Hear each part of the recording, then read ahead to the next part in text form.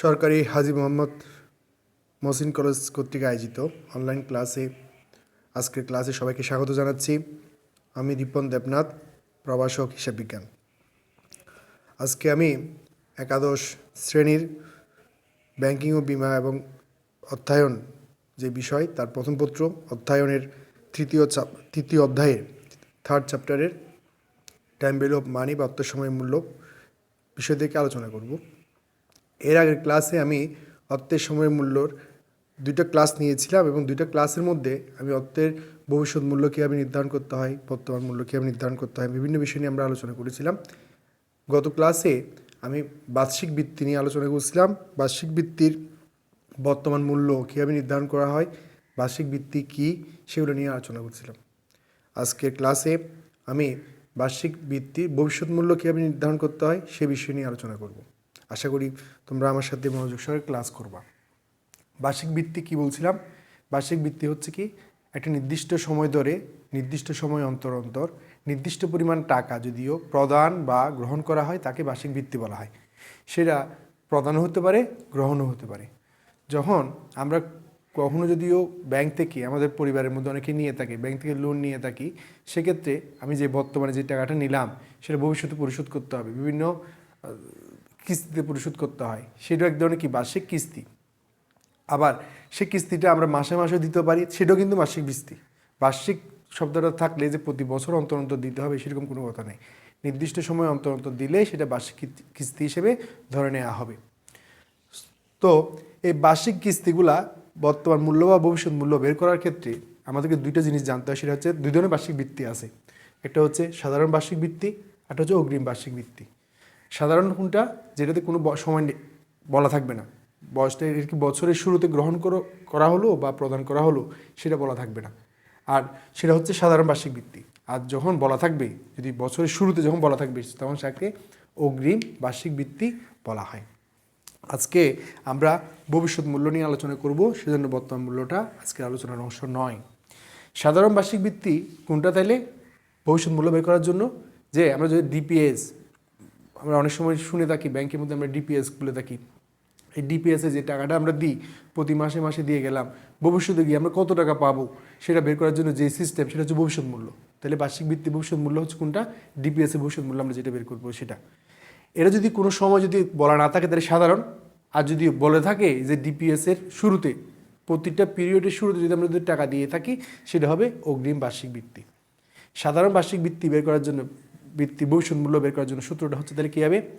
Annuity মানে বার্ষিক বৃত্তি, 1 প্লাস আই হচ্ছে interest rate, whole to the power n মানে হচ্ছে সময়, আর -1 ডিভাইড বাই আইটা হচ্ছে তাহলে সুদের হার। এটা হচ্ছে তাহলে কি ভবিষ্যৎ মূল্য বের করার জন্য সূত্র।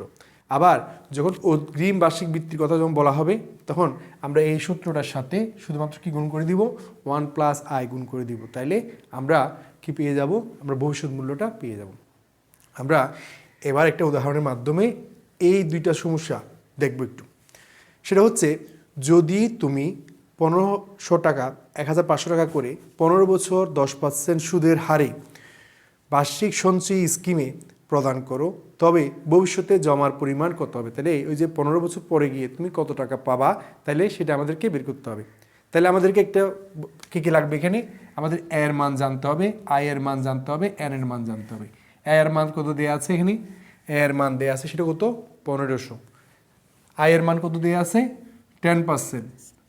ঠিক আছে, এর মান হচ্ছে 1500, আই এর মান হচ্ছে 10%, আর এন এর মান হচ্ছে কত? এন এর মান হচ্ছে এই 15। তাহলে আমরা যদিও এখানে কী করি, এটা আপাতত মুছে দিচ্ছি, এখানে যদি আমরা সূত্রের মধ্যে মানটা বসাই তাহলে কি হয় সেটা হচ্ছে, দেখো 1500 গুণ আই হচ্ছে কত? 10%, 0.10,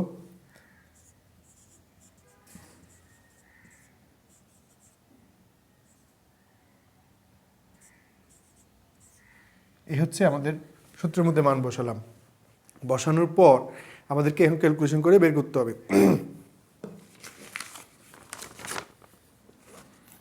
উদাহরণটা নিশ্চয় তোমরা, এই যে আমরা প্রশ্নটা নিশ্চয় তোমরা দেখে নিয়েছো। আমি এটা মুছে দিচ্ছি।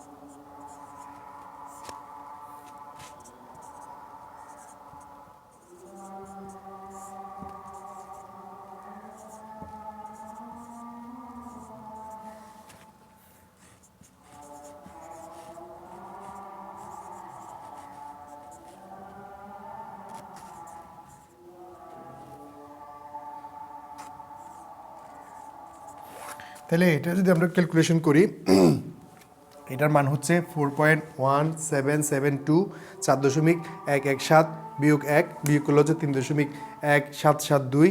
এটা যদি আমরা যদিও 0.10 দিয়ে বা 10 দিয়ে ভাগ করি তাহলে হচ্ছে কত, 31.772। তাহলে আমাদের ভবিষ্যৎ মূল্য দাঁড়ায় কত, গুণ করলে 47,658 টাকা, 47,658 টাকা। এটা হচ্ছে তাহলে সাধারণ বার্ষিক বৃত্তি। আচ্ছা, যদি আমাদেরকে যদি বলা থাকতো, প্রশ্নের মধ্যে বলছিলাম কি আমরা দিচ্ছি কত টাকা করে, প্রতি বছরের 1,500 টাকা করে বা 1,500 টাকা করে 15 বছর দিচ্ছি 10% সুদে।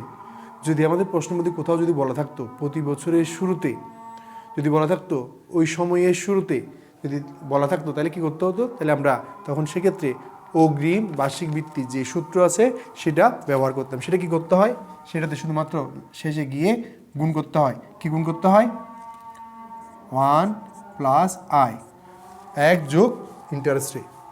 তাহলে আমাদেরকে যদি এখন যদিও বার্ষিক অগ্রিম বার্ষিক বৃত্তি যদি বের করতে বলে, এটা যদি অগ্রিম করতে বলে, তাহলে আমরা কি করে নিব, এখন এটা গুণ করে দিব, তাহলে কোথায়, এখানে, তাহলে 1 যোগ, একইভাবে এখানে 1, একইভাবে এর শেষে এসে এখানে গুণ করতে হবে। এখানে এসে যদি আমরা যদি গুণ করে দিই 1.10, তাহলে কত হয়, তাহলে হবে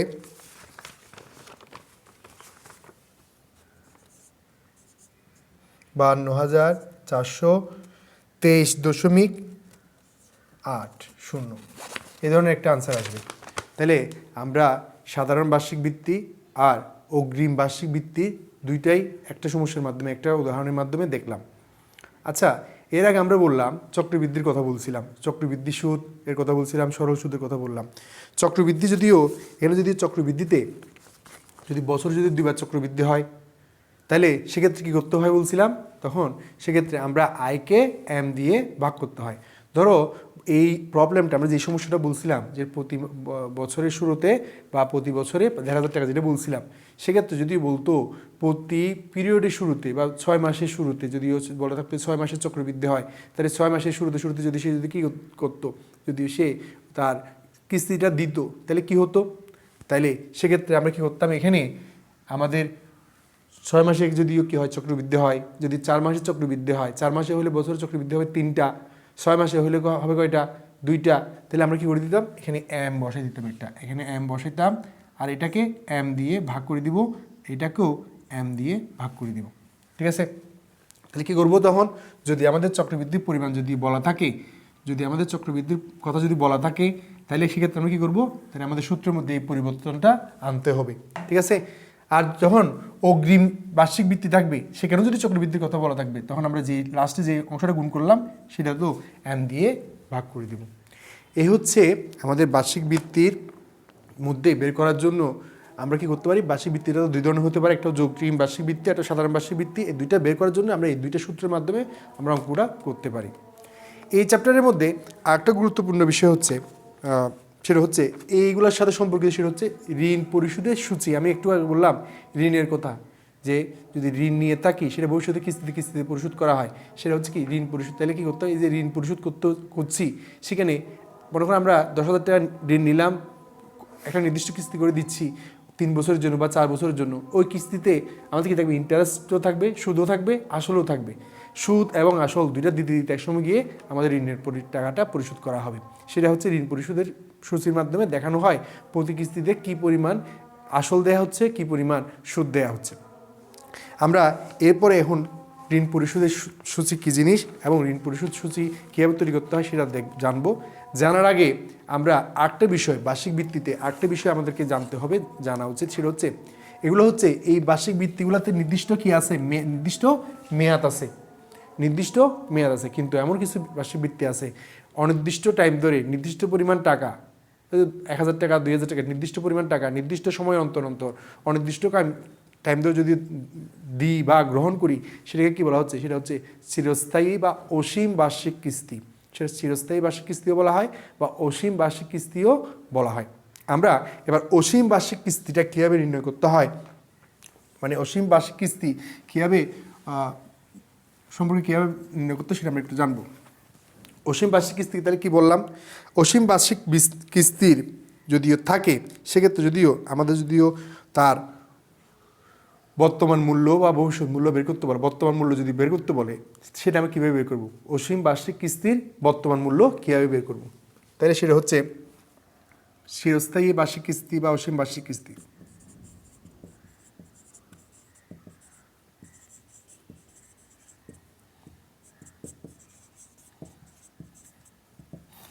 এটা বর্তমান মূল্য বের করার জন্য সূত্রটা হচ্ছে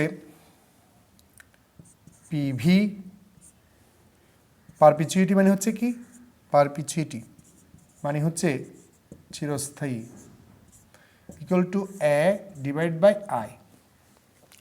এখানে হচ্ছে এই এটা হচ্ছে কি, এটা হচ্ছে চিরস্থায়ী যে আমরা যে প্রতি মাস অন্তর যে অ্যানুইটি যেটা দিয়ে পাচ্ছি সেটা, আর আয় হচ্ছে ইন্টারেস্ট রেট। তাহলে আমাদেরকে তার বর্তমান মূল্য কত সেটা আমাদেরকে বের করতে হবে, বর্তমান মূল্যটা কত সেটা আমাদেরকে বের করতে হবে। তো এখন বলছে আবার অনেক সময় আমাদের বলা হতে পারে যে অ্যানুইটি পরিমাণটাও বের করতে হবে, যদি বলা হতে হয় তাহলে সেটাও আমাদেরকে বের করতে হতে পারে। এর উদাহরণ হচ্ছে ধরো আমরা অনেকেই আমাদের বিভিন্ন প্রতিষ্ঠান থেকে বৃত্তি পেয়ে থাকি, তোমরা অনেকেই বৃত্তি পেয়ে থাকো, বা তোমাকে নির্দিষ্ট সময় ধরে বৃত্তিটা দিল, তোমার যখন পড়ালেখা শেষ তখন সেটা আরেকজনকে দেওয়া হচ্ছে, কিন্তু ওই বৃত্তিটা বন্ধ হচ্ছে না। ধরো সেটা এখানে প্রশ্ন বলা হচ্ছে যে তোমাকে প্রতি বছর 2000 টাকা করে বৃত্তি দেওয়া হয়, তাহলে প্রতি বছর কত টাকা করে দেওয়া হচ্ছে, এই যে অ্যানুইটি পরিমাণ হচ্ছে কত টাকা, 2000 টাকা করে বৃত্তি দেওয়া হয়। তার জন্য এটা বললাম কি এটা বন্ধ হবে না, তোমার পড়ালেখা শেষ হলে তোমার পর আটজনকেও দেওয়া হবে, কিন্তু 2000 টাকা করে দেওয়া হবেই, ঠিক আছে। বৃত্তি দেওয়ার জন্য একটা নির্দিষ্ট তহবিল গঠন করতে হবে। এই তহবিলটা হচ্ছে কি একটা নির্দিষ্ট তহবিল থেকে বৃত্তিটা দেওয়া হবে, কারো পকেট থেকে দেওয়া হবে না, তার জন্য একটা তহবিল গঠন করতে হবে। ওই তহবিলের মধ্যে যিনি দাতা তিনি আজকেই টাকাটা দিয়ে দিবেন, ওই টাকা থেকে কি হবে, বৃত্তিটা দেওয়া হবে। তহবিল গঠন করার সিদ্ধান্ত নেওয়া হয়েছে।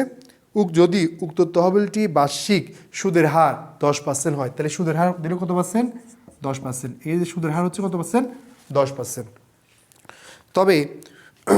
তবে বর্তমানে কত টাকা উক্ত তহবিলে দান করতে হবে, তাহলে হচ্ছে কি বর্তমান মূল্যটা আমাদেরকে বের করতে হবে। আমি প্রশ্নটা আবার বলছি, যেহেতু লিখতে পারছি না সেজন্য বলা হচ্ছে, যদি প্রতি বছর তোমাকে 2000 টাকা করে বৃত্তি দেওয়ার জন্য একটি তহবিল গঠন করার সিদ্ধান্ত নেওয়া হয়, যদি উক্ত তহবিলটি বার্ষিক সুদের হার 10% হয়, তবে বর্তমানে কত টাকা উক্ত তহবিলে জমা দিতে হবে, এটাই হচ্ছে আমাদের প্রশ্ন। তাহলে আমাদের এখানে প্রেজেন্ট ভ্যালুটা বের করতে হবে। তাহলে আমরা জানি কি, এখানে আমরা অ্যানুইটি পরিমাণ জানি 2000 টাকা, আর জানি কি ইন্টারেস্ট রেট হচ্ছে 0.10, তাহলে ভাগ করলে কত হয়, 20,000 টাকা। তাহলে বর্তমানে যিনি দাতা তিনি যদিও 20,000 টাকা দান দেন, তাহলে প্রতি বছর তোমাকে 2000 টাকা করে কী করে দেওয়া যাবে, তোমাকে এবং তোমার পরিবর্তে যদি আর কেউ যদি ওই কি বৃত্তিটা নেয় তাকে 2000 টাকা করে দেয়া যাবে। এটাই হচ্ছে আমাদের সমস্যা। এরপরে আমরা চলে আসি, আরও কিছু আসে, আরেক ধরনের বার্ষিক বৃত্তি আছে, সেটা হচ্ছে বিলম্বিত বার্ষিক বৃত্তি। সাধারণত সেটা সরকারি কাজে বেশি হয়, আমাদের পারিবারিক জীবনেও হয়ে থাকে। সেটা হচ্ছে মনে করো আমি একটা লোন নিলাম, সেটা হচ্ছে একটা ব্যবসা প্রতিষ্ঠান গড়ার জন্য। তো আমি যেদিন লোন নিছি, লোনটা নিয়ে ব্যবসা প্রতিষ্ঠানটা গড়তে সময় লাগবে। আমি আজকে লোন নিলাম, আজকে ব্যবসা প্রতিষ্ঠান গড়ে ফেললাম, আজকে আমি কী উৎপাদন করতে পারবো সেরকম তো না। তো লোন নিয়ে আমি ব্যবসা প্রতিষ্ঠানটা গড়তে ধরো লাগলো 1 বছর 2 বছর, অনেক সময় যদি ব্যবসা প্রতিষ্ঠান বড় হয় তার আর বেশি সময় লাগবে।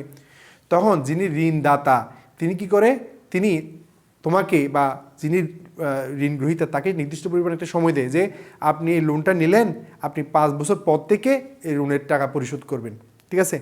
এই যে 5 বছর পর্যন্ত সময় দিল, 5 বছর পর থেকে যে একটা নির্দিষ্ট সময় ধরে কি দেখবে লোনের টাকা পরিশোধ করবে, এই ধরনের বার্ষিক বৃত্তিগুলোকে বলা হয় বিলম্বিত বার্ষিক বৃত্তি।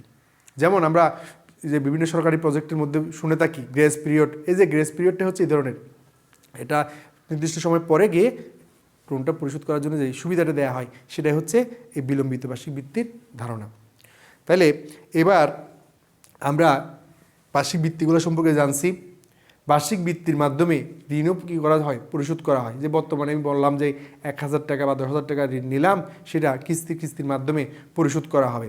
সেটা হচ্ছে কি, সেটা হচ্ছে বার্ষিক কিস্তির মাধ্যমে নির্ণয় করা হয়। ঋণ পরিশোধের কিস্তিটা কত হবে সেটা নির্ণয় করা যায়।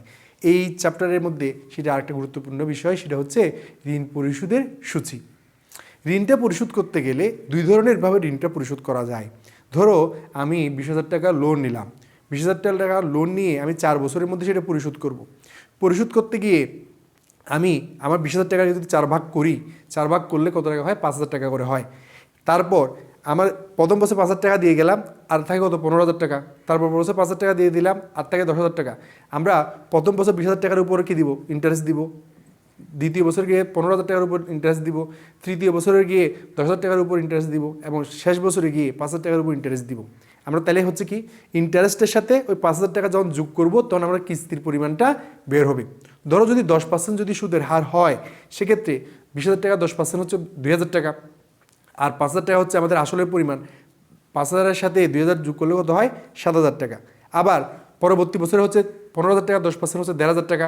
5,000 টাকা যদি আসলে পরিমাণ হয়, 1,500 টাকার সাথে যদি 5,000 টাকা যোগ করি হয় কত টাকা? 6,500 টাকা। তাহলে আমরা দেখতেছি কি, প্রথম বছর 7,000, পরবর্তী বছর 6,500, পরবর্তী বছর 6,000, এর পরের বছর গিয়ে হবে 5,500। তাহলে আমরা কি হচ্ছে, আমাদের কিস্তির পরিমাণটা সমান হচ্ছে না, কিস্তির পরিমাণটা সমান হচ্ছে না। তাহলে এটাকে কি বলা যাবে না? বার্ষিক বৃত্তি বলা যাবে না। এই ধরনের করেও কি করা যায়? ঋণ পরিশোধ করা যায়। এই ঋণ পরিশোধের এই পদ্ধতিটাকে বলা হয় বেলুন পদ্ধতি।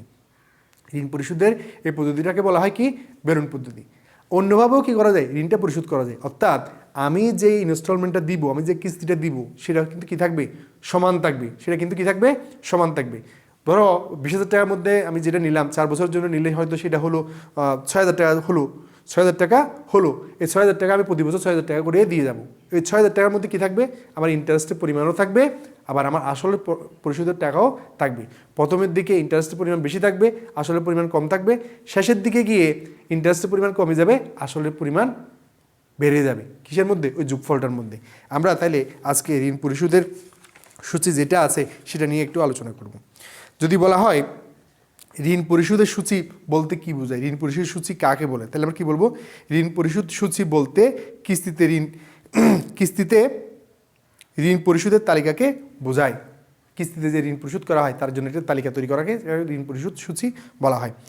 যেখানে প্রতিটি কিস্তিতে ঋণের সুদ এবং আসল, ঋণের সুদও দেওয়া হচ্ছে, আসলও পরিশোধ করা হচ্ছে, সেটা আলাদা আলাদাভাবে দেখানো হয়। তো আমরা এখন দেখবো তাহলে ঋণ পরিশোধ সূচি কীভাবে তৈরি করা হয়।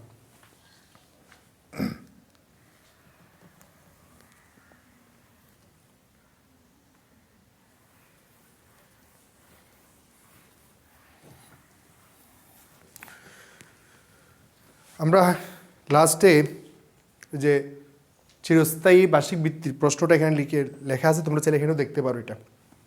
আচ্ছা, ঋণ পরিশোধের সূচির মধ্যে প্রথমে তাহলে আমরা কি দেখবো? একটা প্রশ্ন দেখি।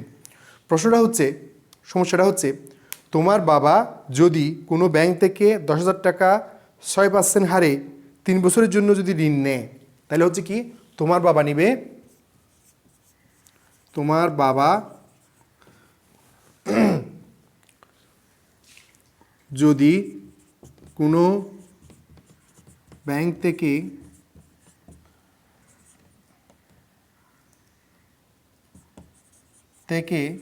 10,000 টাকা 6% হারে 3 বছরের জন্য ঋণ নেয়, এবং যে 3টি সমান কিস্তিতে যদি এই ঋণটা পরিশোধ করতে হয়, এবং যদি 3টি সমান কিস্তিতে পরিশোধ করতে হয়,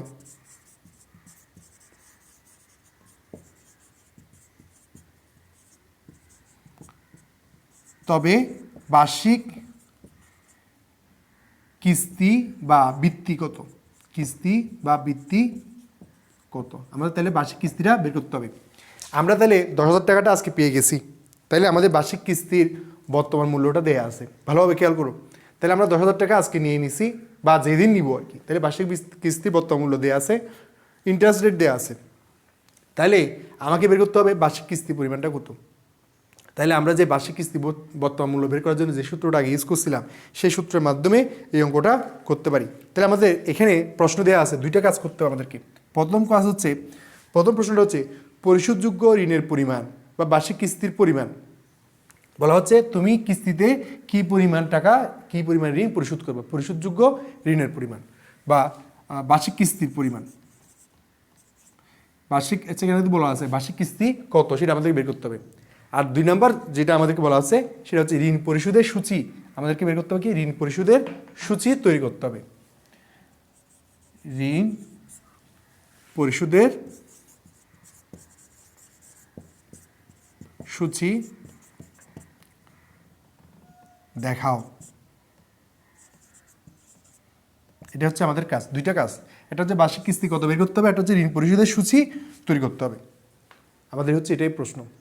আমরা জানি আমরা আগের ক্লাসের মধ্যে বর্তমান মূল্য বের করার জন্য কীভাবে করতে হয় সেটা আমরা জানি, তাই না? যদি সাধারণ বার্ষিক কিস্তি থাকে সেক্ষেত্রে বর্তমান মূল্য বের করার জন্য সূত্রটা হচ্ছে PV present value of ordinary annuity. Present value of ordinary annuity বের করার জন্য সূত্র হচ্ছে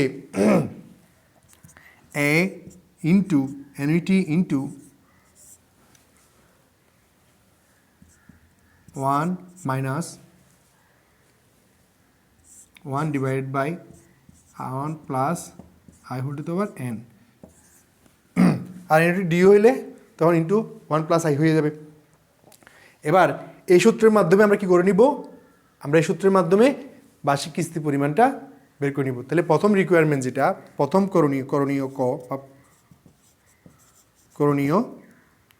ক সেটা হচ্ছে কি লিখলাম। তাহলে আমরা লিখবো তাহলে কী হবে, আমরা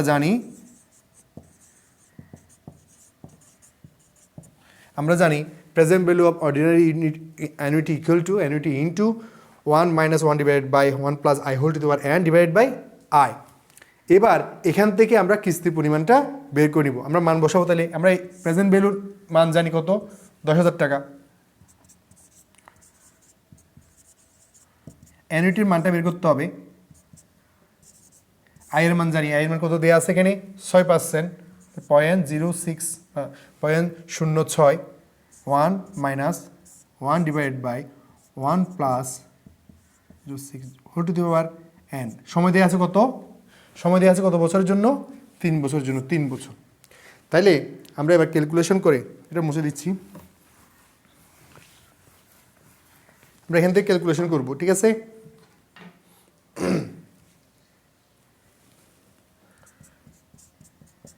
ক্যালকুলেশন করলে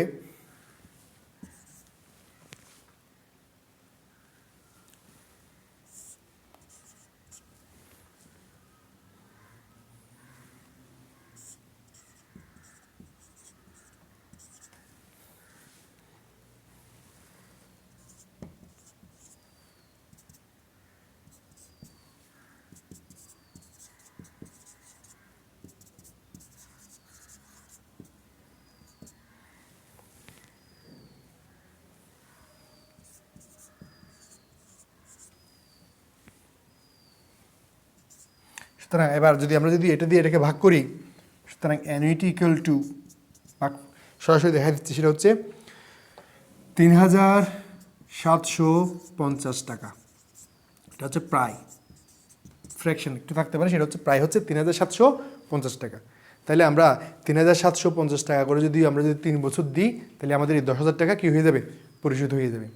তাহলে নিচি কত টাকা, 10,000 টাকা। আর 3,750 টাকা করে যদি আমরা দিতে থাকি, তাহলে আমরা দিব কত টাকা, 10,000 টাকার চেয়ে নিশ্চয়ই বেশি দিব। 10,000 টাকার চেয়ে বেশি দিব, কত টাকা বেশি দিচ্ছি আমরা, প্রায় 1,221 টাকার মতো বেশি দিব। 1,221 টাকার মতো বেশি দিব। তাহলে যেটা বেশি দিছি সেটা কি দিছি, সেটা হচ্ছে সুদ। 1,221 টাকা যেটা দিচ্ছি সেটা কিন্তু আমরা কি দিব না, একসাথে দিয়ে দিব না। এই কিস্তি যেটা দিব প্রতি মাসে মাসে, সেখানে কি থাকবে, এখান থেকে কিছু আসল থাকবে, কিছু আসল, এখানে কি থাকবে, আসল প্লাস সুদ, মানে কিছু আসল দেয়া হবে, কিছু সুদ দেয়া হবে। এর মাধ্যমে এভাবে কী করা হবে, আমাদের ঋণটা পরিশোধ করা হবে। তাহলে আমরা ঋণ পরিশোধের সূচিটা কীভাবে তৈরি করতে হয়, প্রশ্ন নিশ্চয় তোমরা দেখেছো। আমরা ঋণ পরিশোধের সূচিটা একটু তাড়াতাড়ি দেখে নিই।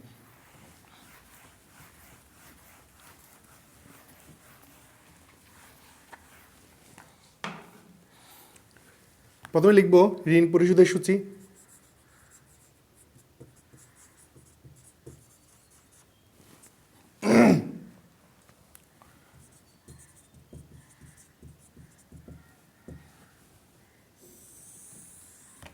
এখানে 6টা কলাম করতে হবে আমাদেরকে। প্রথমটা হচ্ছে বছর,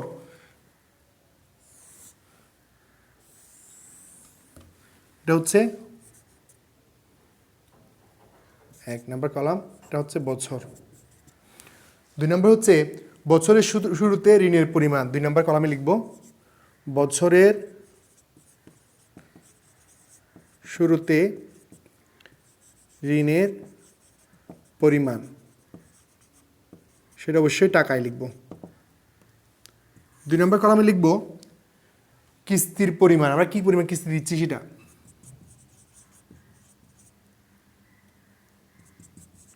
কিস্তির পরিমাণ, সেটা হচ্ছে কত নাম্বার? 3 নম্বর কলাম, তাও টাকা। 4 নম্বর কলামে লিখব সুদের পরিমাণ,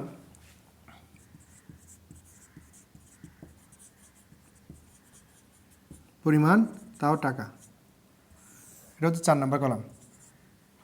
5 নম্বর কলামে লিখব কিস্তিতে আসলের পরিমাণ, আমরা যে কিস্তিটা দিব 3750 টাকা, তার মধ্যে আসল কত? কিস্তিতে আসল এর পরিমাণ, তাও টাকা। 6 নম্বর কলামে লিখব সেটা হচ্ছে কি বছরের শেষে ঋণের পরিমাণ, আমরা যে আসল যদি দিয়ে ফেলি আর কত টাকা ঋণ থাকবে, বছরের শেষে ঋণের পরিমাণ।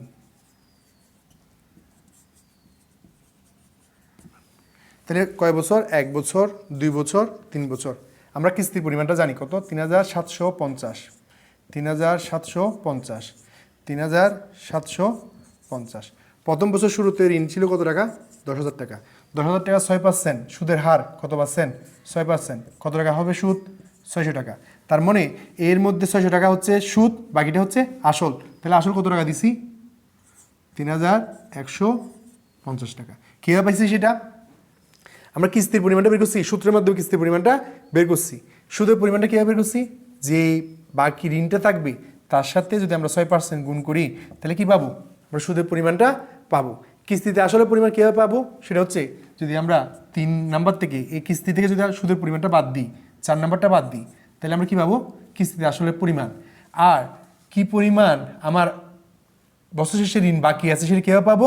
আমরা যদি এই যে 2 নম্বর কালাম, মানে প্রথমে শুরুতে যে ঋণটা ছিল তার প্রত্যেকে যদিও যে কী পরিমাণ আসল দিয়ে দিছি সেটা বাদ দিয়ে দিলে তাহলে আমরা সেটা পাবো। তাহলে 3700 টাকার মধ্যে 600 টাকা হচ্ছে, 3750 টাকার মধ্যে 600 টাকা হচ্ছে কি সুদ, তাহলে বাকিটা হচ্ছে আসল। তাহলে আসল যদি দিয়ে দিই 3150 টাকা যদি আসল দিয়ে দিই তাহলে আর কত টাকা ঋণ আছে সেটা আমাদের বের করতে, সেটা হচ্ছে 6850 টাকা ঋণ আছে, 50 টাকা। তাহলে পরবর্তী বছরের শুরুতে কত টাকা ঋণ থাকবে? 6850 টাকা। এটার উপর আবার কী করবো?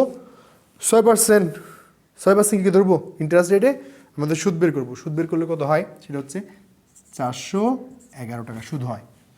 এই 3750 টাকা থেকে 411 বাদ দিলে কত হয়? 3339 টাকা, 3339 টাকা। তাহলে আমরা বাকি থাকবে কত? ঋণের টাকা কত থাকবে আর আসলের টাকা? 3000। এটা থেকে কোনটা থেকে? এটা থেকে এটা বাদ দিব, বাদ দিলে 3511 টাকা। তাহলে পরবর্তীতে এখানে 3511 টাকা আমরা লিখলাম। তাহলে এখানে এই 3511 টাকার উপর যদিও আমরা যদি 6% ইন্টারেস্ট ধরি, কত টাকা ইন্টারেস্ট হবে? সেটা হচ্ছে 210 টাকা। তাহলে এখানে আসল বাকিটা হচ্ছে এই বাকিটা হচ্ছে কি? তাহলে বাকিটা কি হবে? বাকিটা হবে আসল। তাহলে এটা থেকে এটা বাদ দিলে কি হইতে হবে? এটা থেকে এটা বাদ দিলে এটা হতে হবে। তাহলে আসল কত হবে? তাহলে এখানে আসল হবে 3540 টাকা।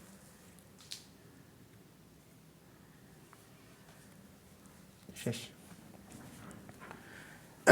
এই দুইটাই মিলেই আমরা কি হবে?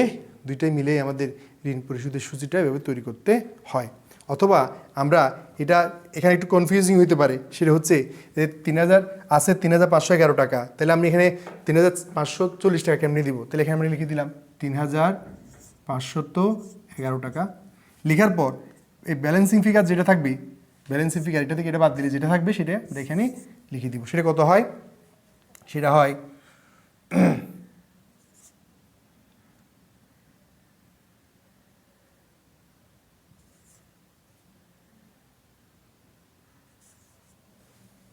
ঠিক আছে,